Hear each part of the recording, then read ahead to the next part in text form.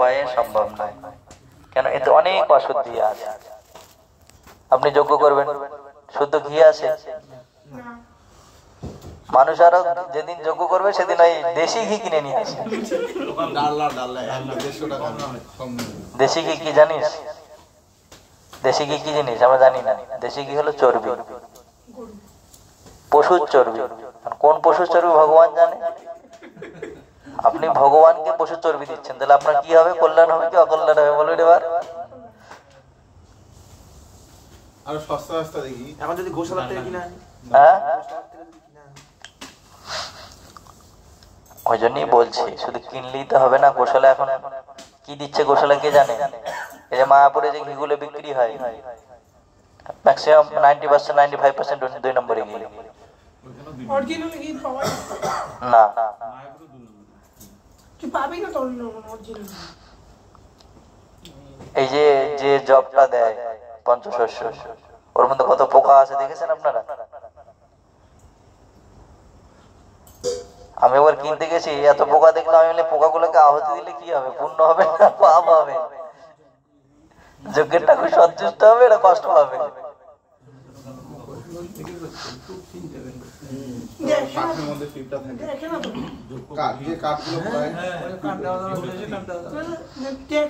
Actually যজ্ঞ আমরা যেটা করি, যজ্ঞের দুটি অংশ, একটি হলো কর্মকাণ্ড অংশ, একটি হলো আধ্যাত্মিক অংশ। যজ্ঞের সময় যতদূর ভগবত ভাবনা যুক্ত আছে ততদূরই সেই যজ্ঞ তত আধ্যাত্মিক। যদি ভগবত ভাবনা ভগবত স্মরণ নেই, ও যজ্ঞ কর্মকাণ্ডীয় যজ্ঞ। সে বৈষ্ণবী করুক আর বৈষ্ণবী করুক, সেটা কোনো মূল্য নেই। বোঝা গেল? আমরা একদম খেয়ে দিয়ে পেট পুড়ে গিয়ে যজ্ঞে বসলাম, কোনোদিন যজ্ঞ হয় না। ভোজনের পর ভগবত দর্শন হয় না। হবে? হবে না। এগুলো যত্র যত্র চলছে, লোক ঠকানো বিজনেস। যারা করায় আর যারা করছে দুইজনই বুঝবে। তাহলে হয়তো ধর কেউ একজন বাড়িতে একটা গৃহপ্রবেশ বা শুভ অনুষ্ঠান, তাহলে গৃহপ্রবেশ ধর করলো যে না বাড়িতে যজ্ঞ করবো কি বসুদের দেখানো কেন, ওগুলা কিছু তাহলে দরকার নেই। তো একটা তাহলে ওই লোকটা গৃহপ্রবেশটা কি রীতিতে করবে? আমাদের কেন এই সমস্ত আবশ্যকতা হয়? কারণ আমরা ঐকান্তিক হরিভজন করি না। সেই জন্য মনে করি এইসব করলে বুঝি কিছু দোষ কেটে যাবে। এর উদ্দেশ্যটা হলো দোষ কাটানো, ভগবানকে সন্তুষ্ট করা না। হ্যাঁ, যাতে অমঙ্গল না হয়। যজ্ঞ ওই বিষ্ণু, বিষ্ণুকে সন্তুষ্ট করার জন্য যজ্ঞ। কোন বাড়ি এলাকা ভগবানকে বিষ্ণুকে সন্তুষ্ট করতে চায়, যাতে ওর অমঙ্গল না হয়, সেটা হলো উদ্দেশ্য। কি লিখে যে হরিনাম চিন্তামণিতে যজ্ঞ টজ্ঞ কিছু করার প্রয়োজন নেই, অন্নপ্রাশন। এখন এগুলো লোক সন্তুষ্টি করতে হয়, বিধি ব্যবস্থা আছে। হ্যাঁ, ভালো করে করলে। তবে সবসময় সংকীর্তন হরে কৃষ্ণ মহামন্ত্র কীর্তন হওয়া উচিত যজ্ঞের শুরুতে, মাঝে এবং অন্তে। যজ্ঞেতে কি যদি কেউ হরিভজন মন্ত্রণা না করে, শাস্ত্র বলা যখন বলি মহারাজের যজ্ঞে গিয়ে বামন দেব সবকিছু হরণ করে নিল, নেয়ার পরে ভগবান বলছে শুক্রাচার্যকে, তাহলে গুরুবার আপনি তাহলে যজ্ঞটা সম্পন্ন করেন। বলে আপনি যেখানে স্বয়ং আবির্ভূত হয়েছেন সেখানে আর যজ্ঞ সম্পূর্ণ অসম্পূর্ণ কি প্রশ্ন আছে? যজ্ঞ তো সম্পূর্ণই হয়েছে। বলছে যত দোষ থাকে আপনার নামেই সমস্ত দোষ নিশ্চিহ্নীকরণ হয়। মন্ত্রস্থ তন্ত্রস্থ যত দোষ থাকবে সব কি হয়? ভগবানের নাম সংকীর্তনেই সমাপন হয়। এই জন্য নাম সংকীর্তন করতে হবে, এটি হলো মূল বিধি ব্যবস্থা। সেই জন্য আমরা যারা হরিভজন করার জন্য ব্রতী হয়েছি তাদেরকে নির্দিষ্ট সংখ্যক মালা নিষ্ঠা সহকারে করতে হবে। ওই রকম 2 মালা 4 মালা করলাম, ওতে কিছু লাভ হবে না। সময় নষ্ট হবে, ভোগও করতে পারলেন না। ম্যাক্সিমাম 25,000 আর করতে হবে। কি আপনি সংসারে থাকলে তো কিছু ভোগ করতেন, মাছ মাংস দোকান ঠ্যাং খাইতেন, দোকান চাকা নিয়ে আসতেন, হ্যাঁ ইলিশের চাকা, রুইয়ের চাকা, কাতলার চাকা, হ্যাঁ শিং মাছ, যাই হোক, তো সেটার থেকে বঞ্চিত হলেন আর হরিও পেলেন, তো কি লাভ হলো? তো সুদে আসলে লস হয়ে গেল। কি সুদে আসলে লস নয়? করলে ভালোভাবে করতে হবে যাতে কিছু লাভ হয়। এত প্রয়াস করে আমরা এত কিছু ত্যাগ স্বীকার করছি, আত্মীয় বাড়ি থেকে খেতে পাচ্ছি না, কি সেজন্য নিষ্ঠা সহকারে করা উচিত। করবোই যেতে আমরা। আর নিষ্ঠা সহকারে করলে তাড়াতাড়ি ফল দেবে, না হলে কি হবে? জনম জনম ধরে আসবে আর যাবে, আর করবো, হবে উন্নতি নিশ্চয়ই হবে, কিন্তু সময় লাগবে। কত সময় লাগবে? ধ্রুব মহারাজ 6 মাসে ভগবানকে প্রকট করে ফেললো, আর হিরণ্যকশিপু কতদিন তপস্যা করেছিল? 10,000 বছর। 100 দিব্য বৎসর, মানে দেবতাদের গণনায় 100 বৎসর, 100 দিব্য বৎসর। ব্রহ্মা দেবতাদের, আমাদের 1 বছর মানে ব্রহ্মা দেবতাদের একদিন, তো এরকম 100 দিব্য বৎসর তপস্যা করেছে। আর ধ্রুব মহারাজ কদিনে করলেন? মনুষ্য গণনায় 6 মাসের মধ্যে করে ফেললেন। তীব্রতা থাকতে হবে, যার যত তীব্রতা থাকবে সে তত কথা এগোবে।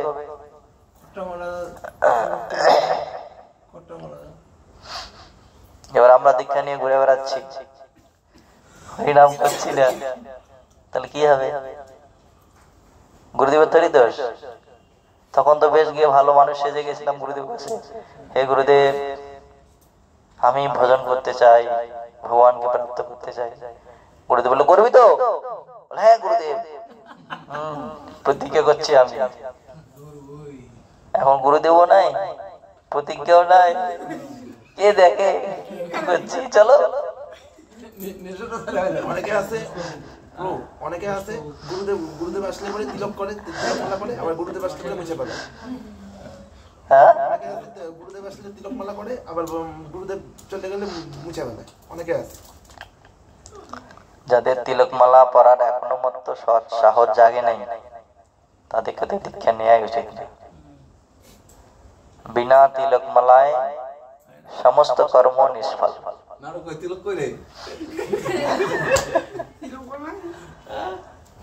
বিনা তিলক মালায় গুরুদেব দীক্ষা দিল এরকম না দিলে কোনো শিষ্যকে, পরবর্তীকালে গুরুদেবের কি কোনো অফেন্স হবে? গুরুদেবের কোনো এফেক্ট আসবে? গুরুদেবের নিশ্চয়ই আসবে, গুরুদেবের তো আসবে অবশ্যই। কেন দেয়? এখন গুরুদেব করুণা করার জন্য দেয়, কিন্তু শিষ্য গুরুদেবের আসবে এটা ভাবা যাবে না। করুণা বিগ্রহ শেষে ভাবনা না ভালো, তিনি অগাধ, ওই জন্য বহু শিষ্য করা নিষেধ করেছে, ওই জন্য বহু শিষ্য করা নিষেধ করেছে। হরিনাম চিন্তামণিতে লেখা আছে যে মানে অবিশ্বাস্য ব্যক্তিকে দিলে সেই গুরুদেব আর শিষ্য দুইজন দুইবার লেখা আছে, নরকেতে পচি পচি মরে, পচি পচি, দুইবার পচি পচি লেখা আছে, একবার না। এটা বলা হয়েছে অরিষ্টাসুর লীলায় বলছে ভক্তিনাথ ঠাকুর। কখনো কোনো ব্যক্তি, গুরুদেব হয়তো মহান ব্যক্তি, কিন্তু কি করে অনধিকারী ব্যক্তিকে দীক্ষা দিয়ে দিলে। আবার কেউ কেউ কি করে স্বরূপ দীক্ষা দিয়ে দেয়, এই যে বাবাজিটা স্বরূপ দীক্ষা দিয়ে দিচ্ছে, এগুলো ঘোরতম অন্যায়। এখন তাকে দীক্ষা দিয়ে দিল, এবার যে ধরুন মাছের ব্যবসা করে তাকে দীক্ষা দিয়ে দিল, এবার তাহলে তার কি হবে? সে মাছের পয়সা নিয়ে এসে ভগবানের সেবা করতেছে, তাহলে কি হবে? এদিকে মাছ বিক্রি করে টাকা নিয়ে এসে ভগবানের সেবা করতেছে, এগুলো অপরাধ, এগুলো পাপ। আমাদের মঠে তো অনেক আছে। অনেক নাই, আমার সূর্যের 2 জন আছে। যেমন আমাদের সুন্দরবনে আমাদের জীবনানন্দ গৌরী মঠে আমাদের কুচবিহার আমাদের গরুর মধ্যে কম না, এগুলো লোককে দীক্ষা দেওয়া উচিত না। যারা কোন শিষ্যে কোন গুরুর কাছে দীক্ষা হবে, কোন গুরু কোন শিষ্যকে দীক্ষা দেবে, এটা কি ভগবানের ইচ্ছাতে হয়, গুরু বা কোনো শিষ্যের ইচ্ছাতে এগুলো হয়? মানে গুরু শিষ্যের যে বন্ধনটা, এটা কার ইচ্ছাতে হয়? এটা ভগবত ইচ্ছাতেই হয়। কারণ কেন হয়? যে শিষ্য চিটিং করতে চায়, ভগবান তাকে সেই চিটার গুরুর কাছে নিয়ে যায়।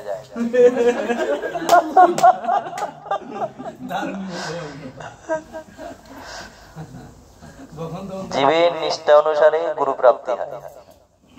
মানে জীবের ইচ্ছা, হ্যাঁ, নিষ্ঠা হিসাবে, ইচ্ছা হিসাবে না। না। তুমি হরিভজন করতে চাচ্ছ না, শুধু চাচ্ছ যে না ঠিক আছে আমার একজন গুরু থাক, সেরকম গুরু প্রাপ্ত হবে না। কোথাও না কোথাও আমার খামতি আছে। কিন্তু অনেক সময় এরকমও দেখা যায় যে আজকাল যেমন ইসকনের সিস্টেম আছে, যে বেশি বলে দিলেন গুরু গুরু হয়ে গেল। কিন্তু কোয়ালিটি নেই। গুরু হতে গেলে ভগবানকে সাক্ষাৎকার করতে হয়।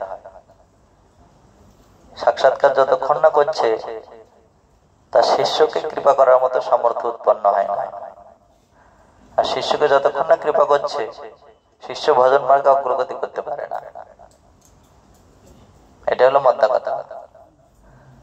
এখন ঘটা করে আমরা ভোট দিয়ে তাকে গুরু বানালাম, ভোটাভুটি করে, ঠিক আছে, তো তার গুরুত্বটা কোথায়? আচার্যের লক্ষণ দেখলেই বোঝা যায়। আচার্যকে ভোট দিয়ে মনোনীত করে আচার্য করতে হয় না। সাক্ষাৎ হরিতেন সমস্ত সাক্ষী, হরিতেন মানে হরির ভাব যার আছে, যার হৃদয়ে ভগবান সতত বিশ্রাম করে। আর গুরুদেব যখন কোন জীবাত্মার হৃদয়ে সতত বিশ্রাম করে, তখন ভগবান যেমন সর্বব্যাপক, তিনি সব জীবাত্মার হৃদয়ের খবর জানেন। গুরুদেব তখন সমস্ত জীবাত্মার হৃদয়ের খবর জানেন। তখন তার ত্রিকালজ্ঞ প্রকাশ পায়। শিষ্যকে দেখলেই বুঝবে ও হরিভজন করছে না কি করছে। গুরুদেবের সামনে দাঁড়ালে গুরুদেব একদম স্ক্যান মেশিনের মধ্যে স্ক্যান করে ফেলবে। কোন নরক ছিল, কোন নরক থেকে উঠে এসছে, কোন কোন জন্মে কি করেছে, হ্যাঁ, সব দেখে ফেলে। এখন ভোগ দিয়ে আসছে, ভোগ দিয়ে এসে গুরুদেবের কান্নাকাটি করতেছে। গুরু দর্শন করবে, গুরুমা কলকাতায় ইয়েতে নবদ্বীপ আসবে, দর্শন করতে গেছে, মা কান্না করতে, মা ঠিক আছে তুমি ভোগটা দিলে, তা জল দিলে না কেন? আর কান্না শুরু হয়েছে। গুরুমা ভুল হয়েছে, মহারাজ গুরু সাক্ষাৎ বলছে তুমি ভোগ দিলে জল দিলে না কেন? যাই হোক, গুরুতত্ত্ব অত সহজ জিনিস নয়। তো মানে আমাদের প্রভুর আর আমার দুজনের একটা প্রশ্ন, যে আমরা এই সময়ে মানে আমরা তো ভগবানকে বলছি যে আমাদের গুরুদেবের প্রয়োজন, কিভাবে সেটা নেভিগেট করব, যে আমাদের গুরুদেবকে কিভাবে পাবো, যে আমাদের হৃদয়ের গ্রন্থি ভেদ করবে। আমাদের নারু প্রভু আছে, সবাই আমরা এই চিন্তায় খুবই মগ্ন। ভগবানের কাছে, বৈষ্ণবদের কাছে প্রার্থনা করি আমরা, তো কিভাবে? এখন যতদূর নিষ্ঠা থাকবে ততদূরই গুরু প্রাপ্তি হবে, এটি হলো কথা। তবে শুধু ইনস্টিটিউশন দেখে গুরু নিতে হবে, নিষ্ঠা মানে ওইটা বুঝলাম না আমরা, নিষ্ঠা জিনিসটা কি? হরিভজন করার সত্যিকারের যে আগ্রহ, হরিনাম করতে হবে। অনেক সময় আমরা লোক দেখানোর নিমিত্ত অনেক কিছু করি, কিন্তু ঘরেতে আসলে পুরাই ভাগ।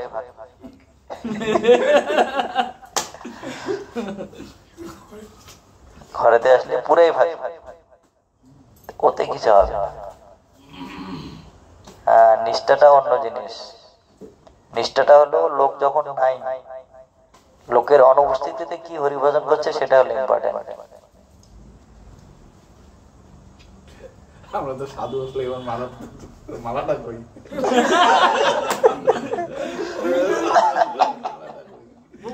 কিভাবে বুঝবো যে আমাদের গুরুদেব ইনি, মানে কিভাবে সেই হৃদয়ের গ্রন্থিটা আমাদের ভেদ হইতেছে না? আমরা মানে মানে প্রাকৃত ভাবে চেষ্টা করতেছি যে হ্যাঁ ইনি আমাদের গুরুদেব, ইনি আমার সর্বস্ব, অপ্রাকৃত ভাবটা আসতেছে না যে আমাদের চৈত্যগুলোকে চেতনা করে দেওয়া আগে, ভিতরে চৈত্যগুলো আছে না, আমাদের নিষ্ঠাটা খারাপ, তাহলে কি আমরা গুরুদেব ওইরকম গুরুদেব পাবো? নিশ্চয় খারাপ নয়, নিশ্চয় খারাপ নয়, মানে আমাদের যে লেভেলে নিষ্ঠা আছে সেই লেভেল হিসেবে পাবো না। চৈত্যগুলোকে চেতনা করে দেওয়া আগে, চৈত্যগুলো রাখতে হবে আগে। সেটাও ডাকলাম। হ্যাঁ, চৈত্যগুলো যখন আসলো তখন চেতনা দিয়ে দিল। ধ্রুব মহারাজ যখন ভজন করতে গেল বনে, ভগবান নারদ পাঠিয়ে দিলেন। মানে ওরকম আমরা তো কাউকে পাঠাচ্ছে না, স্বপ্নও দেখতে পারি না। এখানে আমরাও ধ্রুব মহারাজের মতো এরকম সব শ্রেণীদের বনে যাইনি। বনে যেতে হবে এখান থেকে, তোমার ধর্ম রাখতে হবে। আমরা 7টার সময় উঠে যদি বলি আমরা ভগবানের আরাধনা করবো, 8টার সময় অফিস যেতে হবে, তো ভগবান পাঠাবে? ওই কাজের মহিলা পাঠাবে, এসে ঘর মুছে খাবার রান্না করে দিবে। বউ শুয়ে থাকবে, কাজের মহিলা রান্না করবে, সেই খাবার খেয়ে অফিসে চলে যাবে। হরিভজন কোথায় হবে? হরিভজনটা হবে কোথায়? 4টার দিকে না উঠলে পরে হরিভজন হবে হবে না, হবে না। বাবা সময় দাম দিতে হবে। হরিভজন করতে গেলে নিজেকে উনি তো বাবা সে জায়গায় হরিভজন করতে হবে। ওই লোক ঠকানো বিজনেস করলে হবে না। আর কেউ যদি সদ্গুরু হয়ে 8টার সময় ঘুম থেকে ওঠে,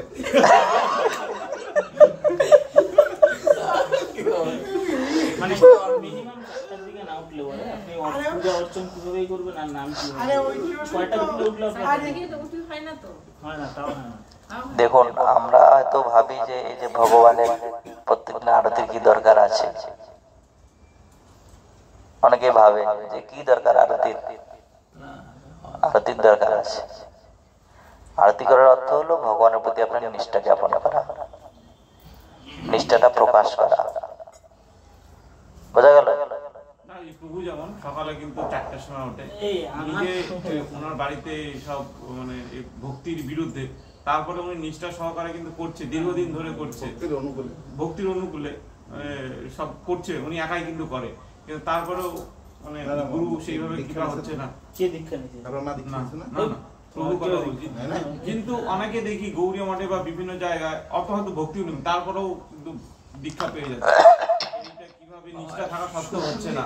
স্বীকৃতি দেওয়ার কথা আছে, জিনিসটা ওরকম নয়। গুরু স্বীকৃতি কবে উদয় হবে, কিভাবে হবে? মানে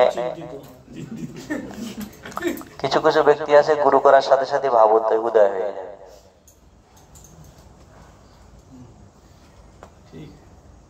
যেমন প্রহ্লাদ মহারাজ যে মুহূর্তে গুরু পেল নারদ মুনিকে, ওনার ভাব ভক্তি থেকেই ভক্তির উদয় হয়ে গেল। আদৌ শ্রদ্ধা তত সাধু সঙ্গ অনর্থ ক্রিয়া এসবের আবশ্যকতা হলো না। ভাব ভক্তি তো অনেক পরে, প্রেম ভক্তিরও উপর। হ্যাঁ, প্রেম ভক্তির আগের স্টেজ। সূর্য উদয়ের পূর্বে যেমন প্রকাশ পায়, সেই রকম ভাব ভক্তি হলো প্রেম ভক্তি উদয়ের পূর্ব স্টেজ। অনেকে দীর্ঘদিন যাবৎ গুরু করে রেখেছে, হরিভজন করছে না। তার গুরুত্বের কি ব্যাপার আছে? গুরুর সাথে কি সম্পর্ক আছে? কোন সম্পর্ক নেই। দীক্ষা তো পায় গেছে, সে দীক্ষা পেলে কি হবে? দীক্ষা তো প্রবেশ দেয়, তোমাকে প্রবেশ অধিকার দেওয়া হলো। না উনি যদি 1 মালাও করে, আমরা যদি 16 মালা করলাম, উনি 1 মালা করলেন, 1 মালায় তো কাউন্ট হবে আবার। আর যারা 16 মাল করছে তাদের কাউন্ট হবে না? যাদের দীক্ষা হয় না, কে বলছে? এরকমই তো শুনি আমরা। না, এই যে এখানে যাওয়ার বলছে আশ্রয় করিয়া ভজে তারে কৃষ্ণ হিন্দাজে আর সব মরে অকারণ। আরে সেটা কথাটা অন্য। আশ্রয় করিয়া ভজে মানে নাকি? ওটা হলো বিশ্বাস শ্রদ্ধা আশ্রয় করি। আমাদের রূপ গোস্বামী তো সেরকম যজ্ঞ করে দীক্ষা নেই, মহাপ্রভু যারা গুরুকরণ করেছে গুরুদেব বিশ্বাসী নেই, তারা আবার আশ্রয় কি আছে? যজ্ঞ করে দীক্ষা। আশ্রয় করি ওটা কনফিডেন্স আছে, মানে আমার আমি দীক্ষা নিচ্ছি, আশ্রয় করতেছি, দীক্ষা নিলেই লোকের হয়ে গেল, আশ্রয় হয়ে গেল, তার বিশ্বাসটা থাকতে। ওখানে আশ্রয় বলতে ওটা বোঝা যাচ্ছে আর কি।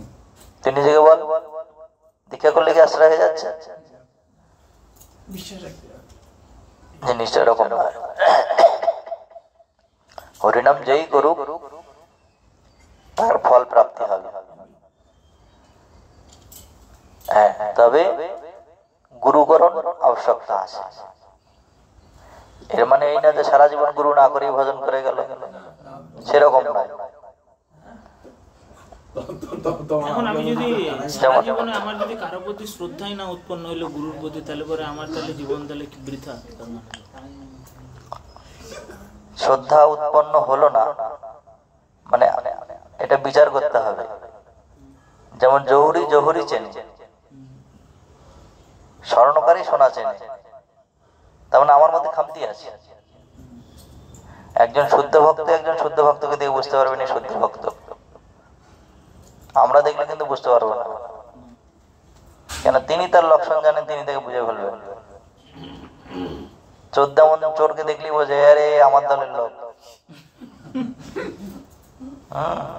সেরকম সাধু যেমন তার দলের লোক দেখলেই চেনে, সেরকম কারো প্রতি শ্রদ্ধা উৎপন্ন হচ্ছে না, আমার মধ্যে কিছু খামতি আছে, সেই জায়গাটায় নিজেকে দেখতে হবে।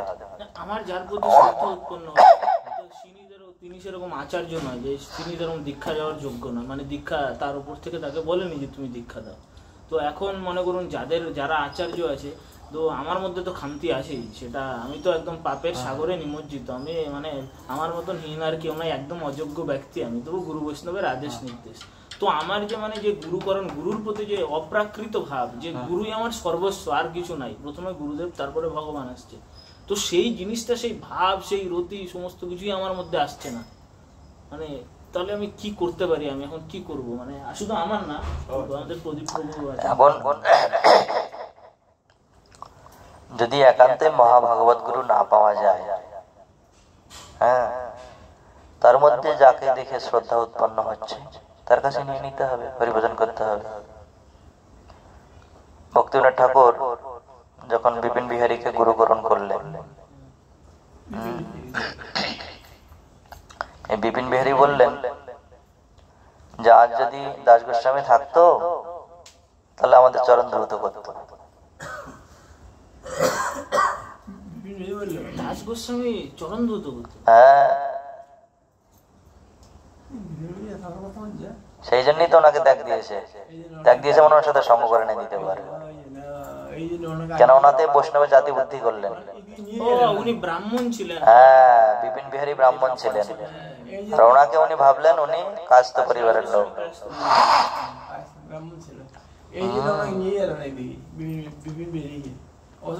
ভক্তি সিদ্ধান্ত সরস্বতী ঠাকুরকে বিপিন বিহারীর কাছে দিলেন না, শাস্ত্র জানতেন উনি, এরকম না যে জানতেন না, কিন্তু বৈষ্ণবের জাতি বুদ্ধি যায় না, তো এরকম বিষয়। যাই হোক, তারপর নতুন করে উনি গুরু করেন দীক্ষা গুরুই যে সর্বস্ব জিনিসটা এরকম নয়। দীক্ষা গুরু অনেক সময় হয় তিনি